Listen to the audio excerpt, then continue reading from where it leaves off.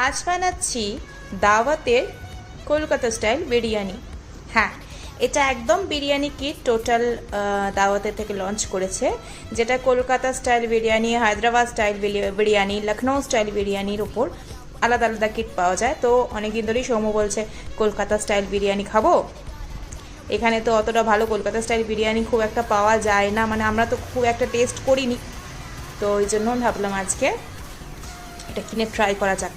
এর মধ্যে চাল দিয়েছিল 300 গ্রাম, আর এই বিরিয়ানি মশলা দিয়েছে, এই সব পেস্ট, আর এটা দিয়েছে রায়তা মশলা, আর খারা মশলা কিছু দিয়েছিল, আর কিছু খারা মশলা দিয়েছিল। খারা মশলা মানে তেজপাতা, লবঙ্গ, তারপরে দারুচিনি, এইগুলো সমস্ত শুকনো গরম মশলা দিয়েছিল সাথে অল্প করে।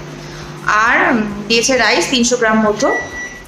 আর বাকি তো মাটন আমরা কিনেছি কালকে, মাটন বিরিয়ানি খাওয়া বলে।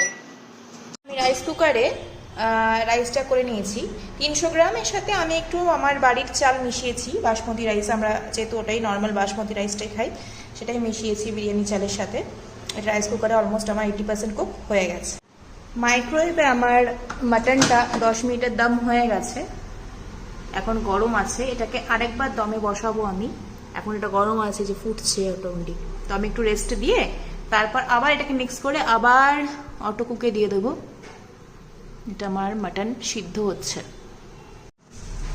আমার এখনো গ্লাভসটা কেনা হয়নি, তাই আমি টিস্যু দিয়ে ধুচ্ছি। অলমোস্ট হচ্ছে, হাফ সিদ্ধ হয়ে গেছে। হাফ স্পুনের সাহায্যে আর একটু আমি এটাকে নাড়াচাড়া করে দিই। অলমোস্ট, হ্যাঁ, ভালো মতো হাফ সিদ্ধ হয়ে গেছে অলরেডি 10 মিনিটে। আরও আমাকে 10-15 মিনিট রাখতে হবে আর কি, মাইক্রোওয়েভে অটো কুকে দিতে হবে আবার। আমি মাটনটাকে আগে থেকে একটু ম্যারিনেট করে রেখেছিলাম, দই, তারপরে হলুদ গুঁড়ো, লঙ্কা গুঁড়ো, black pepper powder, oil, mustard oil দিয়ে ভালো করে, লেবুর রস, দই, এসব দিয়ে আমি ভালো করে আগে মাটনটাকে ম্যারিনেট করে রেখে দিয়েছিলাম আধ ঘন্টা আগে। তো আর একটু জল মিশিয়ে